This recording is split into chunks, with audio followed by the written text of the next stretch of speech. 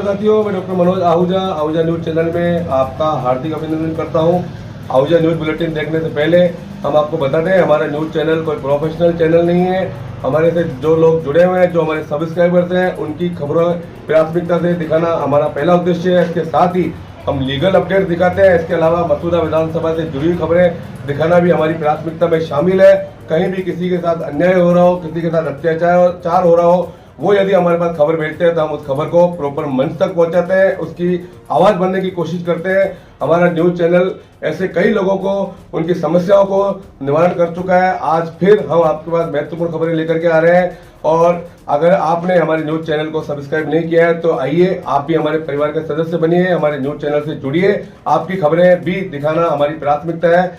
आइए आज की विशेष खबरें देखते हैं। भीलवाड़ा जिले के ग्रामीण क्षेत्र आसीन में नवपदस्थापित पुलिस उपाधीक्षक लक्ष्मण राम से मुलाकात के दौरान उन्होंने कहा कि राज्य सरकार ने उन्हें भीलवाड़ा जिले के ग्रामीण क्षेत्र आसीन के पुलिस उपाधीक्षक पद की जिम्मेदारी दी है। उनका मुख्य उद्देश्य पीड़ित को राहत पहुंचाना है, जो उनकी ड्यूटी है। उन्होंने बताया कि सन 1996 में जब राजस्थान पुलिस में सब इंस्पेक्टर के पद की जिम्मेदारी मिली थी, तब ही उन्हें शपथ दिलाई गई थी कि वो भारतीय संविधान के अनुरूप कार्य करेंगे। साथ ही पुलिस मुख्यालय से प्राप्त दिशा निर्देशों की पालना व राजस्थान पुलिस की प्राथमिकताओं की पालना करना उनकी ड्यूटी है, जिनकी पालना करते हुए वो आज पुलिस उपाधीक्षक बन चुके हैं। उन्होंने कहा कि ये क्षेत्र काफी पिछड़ा है, यहाँ की जनता को जागरूक करते हुए मुख्यालय से मिले निर्देशों की पालना की जाएगी। उन्होंने कहा कि क्षेत्र में कुछ नशे के अपराधियों के बारे में जानकारी मिली है, जिस पर नकेल कसेंगे। साथ ही जीरो टॉलरेंस नीति लागू की जाएगी। उन्होंने बताया कि आसीन सकिल में 3 थानों की जिम्मेदारी उन्हें मिली है। वो तीनों थाना क्षेत्रों का दौरा कर आमजन को जागरूक करने का प्रयास कर रहे हैं। उन्होंने कहा कि पुलिस मुख्यालय से 2022 की जो प्राथमिकताएं मिली हुई है, उन पर फोकस करते हुए टीम के साथ उस पर बेहतरीन कार्य करने का प्रयास किया जाएगा। क्षेत्र में सांप्रदायिक सौहार्द बना रहे, आमजन में पुलिस के प्रति विश्वास में बढ़ोतरी हो, अपराधियों में पुलिस के प्रति डर हो, ये भी उनकी प्राथमिकताओं में शामिल है। 1996 बैच के सब इंस्पेक्टर लक्ष्मण राम को राजस्थान पुलिस में सेवाएं देते हुए बेदाग छवि के साथ 25 साल की बेहतरीन सेवाएं देने के अवसर पर आज अंतर्राष्ट्रीय मानवाधिकार एवं अपराध रोधी संगठन के प्रदेशाध्यक्ष एडवोकेट डॉक्टर मनोज आहूजा ने बधाई व शुभकामनाएं देते हुए स्वागत अभिनंदन किया।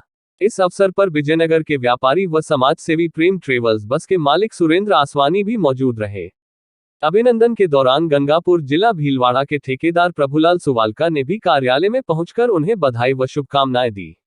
साथ ही उन्होंने बताया कि लक्ष्मण राम जी उनके क्षेत्र गंगापुर के थानाधिकारी रह चुके हैं, जिन्होंने थानाधिकारी के पद पर रहते हुए क्षेत्र की जनता में राजस्थान पुलिस का नाम बुलंद किया, आमजन में विश्वास कायम किया। राजस्थान के अजमेर में राजकीय विधि महाविद्यालय के अखिल भारतीय विद्यार्थी परिषद के इकाई अध्यक्ष दिनेश चौधरी के नेतृत्व में बुधवार को महाविद्यालय परिसर और सड़कों पर महाविद्यालय की 4 दीवारी निर्माण के लिए भीख मांगकर अनोखा प्रदर्शन किया गया। गौरतलब है कि महाविद्यालय परिसर की 4 दीवारी का निर्माण नहीं हुआ है व सीमा ज्ञान भी नहीं हुआ है, और इससे पहले भी एबीवीपी ने कई ज्ञापन दिए हैं। इसके बावजूद प्रशासन ने इस पर कोई संज्ञान नहीं लिया। इससे सभी विद्यार्थियों में आक्रोश है। बुधवार को राजकीय विधि महाविद्यालय अजमेर के बाहर एबीवीपी कार्यकर्ताओं और विद्यार्थियों की ओर से कटोरा लेकर भीख मांगी गई और उन्होंने कटाक्ष के रूप में राजकीय विधि महाविद्यालय अजमेर के बाहर भीख मांगकर विद्यार्थियों और लोगों से पैसा इकट्ठा किया। एबीवीपी इकाई अध्यक्ष दिनेश चौधरी ने बताया कि आज एबीवीपी इकाई ने सड़कों पर उतर भीख मांगकर राज्य सरकार को भीख में फंड देने के लिए प्रदर्शन कर रहे हैं। सरकार को सिस्टम को चलाने के लिए पैसों की आवश्यकता है। इसका ध्यान में रखते हुए सरकार को सहयोग करने के लिए इस पैसे को अब सरकार को भेजेंगे, ताकि विद्यार्थियों के दर्द को समझते हुए सरकार 4 दीवारी का निर्माण करे और सीमा ज्ञान करवाया जाए। हमने आज महाविद्यालय परिसर में राज्य सरकार को भीख 2 के माध्यम से पैसा एकत्रित किया है। राज्य सरकार यदि हठधर्मिता त्याग कर जल्द से जल्द 4 दीवारी निर्माण की मंजूरी नहीं देगी तो मजबूरन छात्रों को सड़कों पर उतरना पड़ेगा, जिसकी समस्त जिम्मेदारी राज्य सरकार की होगी। इस अवसर पर प्रांत कार्यकारिणी सदस्य प्रमोद सिंह चौहान, कविता सैनी, मनोरमा गोरा, प्रदीप कुमार, राजेंद्र कालस, विशेष शर्मा, अमित पुरोहित, प्रियंका चौरसिया, जयेश चौरसिया, शीलू मीणा, हीरालाल मीणा, गौतम सूर्य, राहुल सिंह इत्यादि एबीवीपी कार्यकर्ता और विद्यार्थी उपस्थित रहे।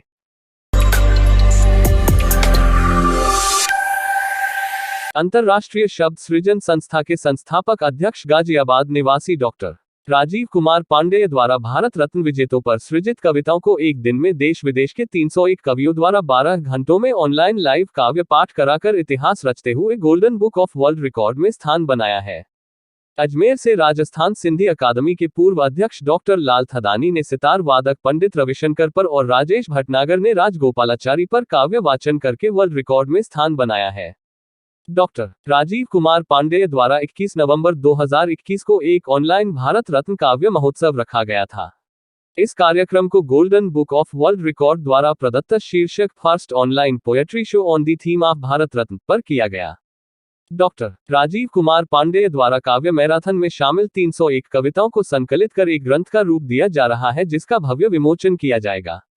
डॉक्टर राजीव कुमार पांडेय ने बताया कि इस रिकॉर्ड को बनाने में संस्था के पदाधिकारी ओंकार त्रिपाठी, अनुपमा पांडेय भारतीय, ब्रज माहिर, रजनीश स्वच्छंद, मैत्री मेहरोत्रा, डॉक्टर रजनी शर्मा चंदा, गागी कौशिक, डॉक्टर श्वेता सिन्हा अमेरिका, राजेश सिंह, श्रेयस, देवेंद्र शर्मा, देव, कुसुमलता कुसुम, डॉक्टर लाल थदानी का सराहनीय योगदान रहा। पिछले कुछ दिनों से डॉक्टर लाल थदानी तीसरी बार कोरोना संक्रमित होने से होम आइसोलेशन पर थे, लेकिन चिकित्सक के साथ साथ संगीत और साहित्य में उल्लेखनीय उपस्थिति दर्ज की है। अंग्रेजी, हिंदी और विभिन्न साहित्यिक मंचों पर अल्फाज दिल से पर करीब 300 से ऊपर गजलें और कविताएं लिख चुके हैं। अखबारों में 40 से ऊपर चिकित्सा सामाजिक बिंदुओं पर लेख प्रकाशित हुए हैं। अमर उजाला काव्य में डॉक्टर लाल थदानी की 40 कविताएं प्रकाशित हुई है।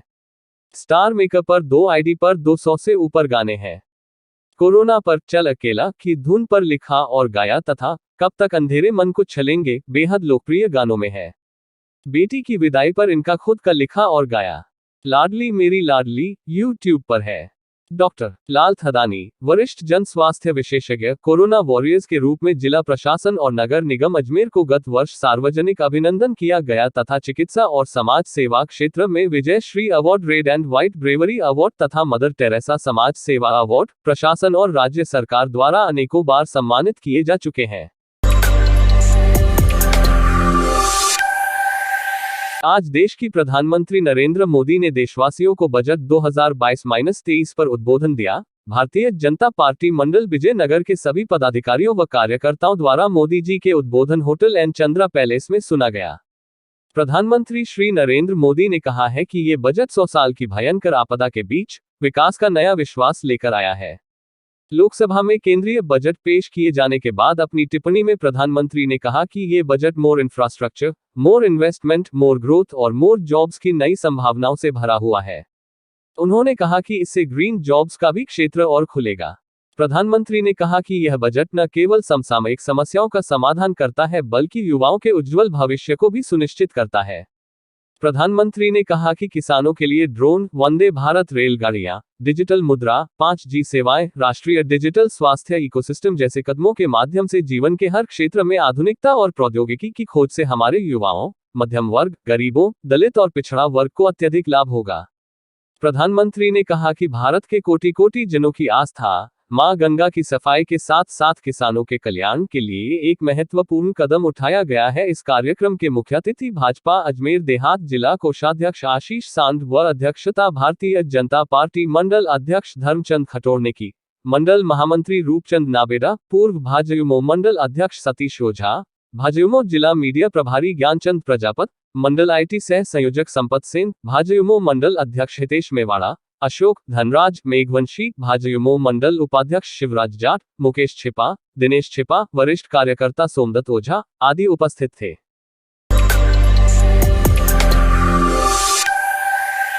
नेशनल हाईवे बांदनवाड़ा पर फ्लाईओवर निर्माण के चलते मुख्य चौराहे पर नया कट बनाए जाने के बाद से ही हाईवे पर जाम लगा रहता है। भीलवाड़ा रोड पर दिन भर वाहन रेंग कर चलते हुए दिखाई दे रहे हैं। इससे लोगों को भारी परेशानियों का सामना करना पड़ रहा है। वहीं रात में भी हाईवे जाम रहता है। इससे किशनगढ़ भीलवाड़ा राजमार्ग -79 पर राहगीर फंसे रहते हैं और व्यवस्थाओं को कोसते हैं। विगत दिनों टाटोटी तिराहे पर जाम से निकलते हुए ट्रक से वेन टकरा गई।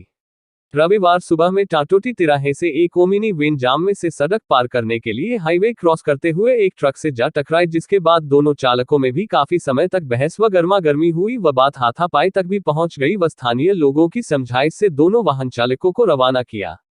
वहीं दोपहर में कई एम्बुलेंसों को भी काफी देर तक जाम में से निकलने में मशक्कत करनी पड़ी। वह एक एम्बुलेंस काफी देर तक जाम में फंसी रही, लेकिन नहीं मिला कोई वैकल्पिक रास्ता। करीब आधे घंटे बाद वह जाम से निकल पाए।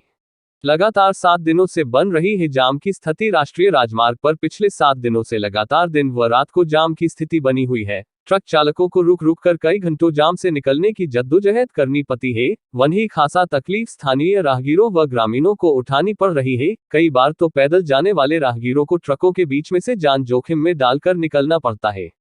इनका कहना है। गिरधारी सिंह, चौकी इंचार्ज, बांदनवाड़ा जाम को खुलवाने का दिन भर प्रयास करते रहे। वह दोपहर में अजमेर रोड पर एक ट्रक की सापट भी टूट गई थी, जो भी जाम का कारण रहा। वह एम्बुलेंस फंसने की कोई जानकारी नहीं मिली। मुख्यतया जाम मुख्य चौराहे पर रोड क्रॉस करने के लिए बनाए गए नए कट से बड़े वाहन के दूसरी तरफ मुड़ने से व मुख्य चौराहे पर रोडवेज बसों के काफी देर तक रुकने से हो रहा है। आज भी जाम की यही स्थिति बनी रही। राजस्थान हाईकोर्ट में वरिष्ठ अधिवक्ताओं के मनोनयन में अनियमितता को लेकर 25 जनवरी से धरना आज भी जारी रहा। आज धरने पर विमल चौधरी, पूनमचंद भंडारी, पूर्व राज्यपाल व हाईकोर्ट के पूर्व न्यायाधीश श्री वेदपाल त्यागी के पुत्र संजय त्यागी, जयपुर बार के पूर्व अध्यक्ष विजय सिंह पुनिया, लक्ष्मी नारायण बोस, इंद्रजीत खतुरिया, कृष्ण सिंह जादौन, हिम्मत सिंह, R.A. वर्मा, जगदीश प्रसाद गुप्ता, नरेंद्र मीणा, महेंद्र यादव, अजीत सिंह लूनिया सहित सैकड़ों अधिवक्ता धरने पर बैठे। अधिवक्ता पूनमचंद भंडारी ने आज राजस्थान हाईकोर्ट के मुख्य न्यायाधीश को पत्र लिखकर राजस्थान हाईकोर्ट के अध्यक्ष, सचिव व समस्त कार्यकारिणी एवं पदाधिकारी दीप्ति जैन व कोषाध्यक्ष विवेक जोशी के द्वारा षड्यंत्र रचकर राजस्थान हाईकोर्ट द्वारा आवंटित चेंबर नंबर 193 ए ब्लॉक में कब्जा करके मेरी टेबल सामान बाहर निकाल दिया, उनके विरुद्ध कार्यवाही करने की मांग की। भंडारी का कहना था कि चेंबर नंबर 193 भारत के पूर्व मुख्य न्यायाधीश रहे श्री R.M. लोढ़ा एवं वरिष्ठ अधिवक्ता श्री J.K. सिंघी को आवंटित किया गया था। R.M. लोढ़ा साहब उस समय अधिवक्ता थे, मैं उनका जूनियर था। 31 जनवरी 1994 को R.M. लोढ़ा साहब का एलिवेशन हाई कोर्ट जज के रूप में हो गया। उसके पश्चात से चेंबर में वरिष्ठ अधिवक्ता श्री J.K. सिंघी, वरिष्ठ अधिवक्ता एवं अतिरिक्त महाधिवक्ता श्री R.P. सिंह और पूनमचंद भंडारी इस चेंबर में लगातार शांतिपूर्ण तरीके से वकालत कर रहे हैं। कभी आपस में कोई विवाद नहीं हुआ। दिनांक 1 फरवरी 2022 को दोपहर को राजस्थान हाई कोर्ट बार के अध्यक्ष एवं कार्यकारिणी ने दीप्ति जैन व विवेक जोशी को उनकी अनुपस्थिति में चेंबर में जबरदस्ती प्रवेश करा दिया। 1:15 पर जब वे चेंबर में पहुंचे, दीप्ति जैन ने अपनी टेबल और 2 कुर्सियां लगाकर उस पर बैठी थी और विवेक जोशी भी वहीं खड़ा था। वे दोनों से पूर्व में परिचित नहीं थे। इन दोनों का नाम बाद में मालूम पड़ा। उन्होंने दीप्ति जैन से पूछा कि वह अपना नाम बताएं और मेरे चेंबर में किस हैसियत से आई हैं, क्या राजस्थान हाई कोर्ट प्रशासन ने उनको चेंबर आवंटित किया है। लेकिन वह जवाब नहीं दे रही थी। उनकी पूरी वार्तालाप का वीडियो बनाया और जब उनसे पूछा कि क्या आप हाई कोर्ट के अध्यक्ष से और हाई कोर्ट की कार्यकारिणी के आदेश से यहां आए हैं, तो उन्होंने कहा हाँ। जोशी ने बदतमीजी करने की कोशिश की। पूरी घटना की वीडियो रिकॉर्डिंग करके माननीय रजिस्ट्रार जनरल महोदय को व्हाट्सएप से भिजवा दी। चेंबर हाईकोर्ट की संपत्ति है और हाईकोर्ट बार एसोसिएशन को कोई अधिकार नहीं है कि किसी के चेंबर पर जबरदस्ती कब्जा करें और दूसरों को उसमें प्रवेश दिलाएं। बार की कार्यकारिणी का और इन दोनों पदाधिकारियों का कृत्य न्यायालय की अवमानना श्रेणी में आता है। उनका ध्यान आकर्षित करवाना कि कुछ समय पूर्व हाईकोर्ट के अध्यक्ष भुवनेश शर्मा और कार्यकारिणी ने माननीय न्यायाधीश श्री सतीश शर्मा जी के न्यायालय का दरवाजा बंद करके नारेबाजी की थी, जिस पर माननीय उच्चतम न्यायालय ने संपूर्ण कार्यकारिणी को अवमानना का नोटिस जारी किया था और व्यक्तिश उपस्थित होने के आदेश दिए थे। 3 बार ये लोग सुप्रीम कोर्ट में उपस्थित हुए। जब इन्होंने प्रथम बार लिखित में माफी मांगी, उसको माननीय उच्चतम न्यायालय ने सही नहीं माना और यह आदेश दिया कि वे प्रस्ताव पारित करके लाए कि जो उन्होंने कृत्य किया था वह गलत था और भविष्य में इस तरह का कृत्य वह हड़ताल नहीं करेंगे। पूरी कार्यकारिणी के सदस्यों ने विस्तृत शपथ पत्र प्रस्तुत कर माफी मांगी थी, तब अवमानना की कार्यवाही को ड्रॉप किया गया था। इससे पहले भी भुवनेश शर्मा को वर्तमान में सुप्रीम कोर्ट की जज सुश्री बेला एम त्रिवेदी ने जब वे राजस्थान हाई कोर्ट की जज थी तब न्यायालय की अवमानना का नोटिस दिया था, क्योंकि भुवनेश शर्मा अपने साथियों सहित न्यायालय में उपस्थित होकर अभद्र भाषा का प्रयोग किया था। इसके अलावा 4-5 वर्ष पूर्व हाईकोर्ट के बाहर सड़क पर पुलिस वैन पर चढ़कर हंगामा कर रहा था। पुलिस रिकॉर्ड में वह फोटो मौजूद है। इस प्रकार सुप्रीम कोर्ट में शपथ पत्र पर माफी मांगने के पश्चात भी कार्यकारिणी के कार्यकलापों में कोई परिवर्तन नहीं आया है। भंडारी ने कहा कि उनकी उम्र 69 वर्ष हो चुकी है और वरिष्ठ अधिवक्ता के साथ इस तरह की कार्यवाही करना न्यायपालिका का अपमान है। इसीलिए प्रकरण की माननीय हाईकोर्ट के किसी भी जज से अथवा रजिस्ट्रार महोदय से जांच करवाएं और नियमानुसार कार्यवाही करें।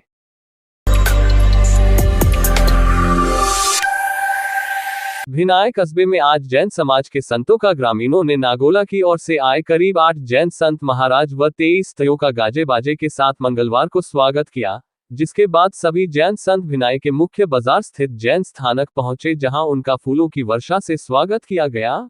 जैन संतों में से संत यशोव मंसूरीश्वर महाराज ने कहा कि खाने से पहले इंसान सोचता है कि यह मुझे खाना चाहिए या नहीं, पीने से पहले भी इंसान सोचता है कि यह पीने योग्य है या नहीं, लेकिन बोलने से पहले इंसान सोचता नहीं कि ऐसे शब्द मुझे बोलने चाहिए या नहीं। मंदिर में अक्सर रुमाल बांधना, स्थानक में जावर मुंह पट्टी बांधना आसान है, लेकिन जबा को बांचना मुश्किल है। आदमी बोलने में विवेक घुमाता है, इसलिए घर में तूफान होता है। जो अपनी जुबान को बांझ कर नहीं रखता, उनका परिवार टूटे बिना नहीं रहता सहित कई प्रवचन उन्होंने इस दौरान कहे। जनाचार्य ने बताया कि कल 3 फरवरी को 2 मंदिरों में प्रतिष्ठा होगी और जनाचार्य के संयम जीवन के 58वें वर्ष में प्रवेश निमित्त संस्कार समारोह का आयोजन होगा। आज मंगल प्रवेश के अवसर पर भिनाय सरपंच डॉक्टर अर्चना सुराणा व योगेश कावड़िया के नेतृत्व में संतों का स्वागत किया गया।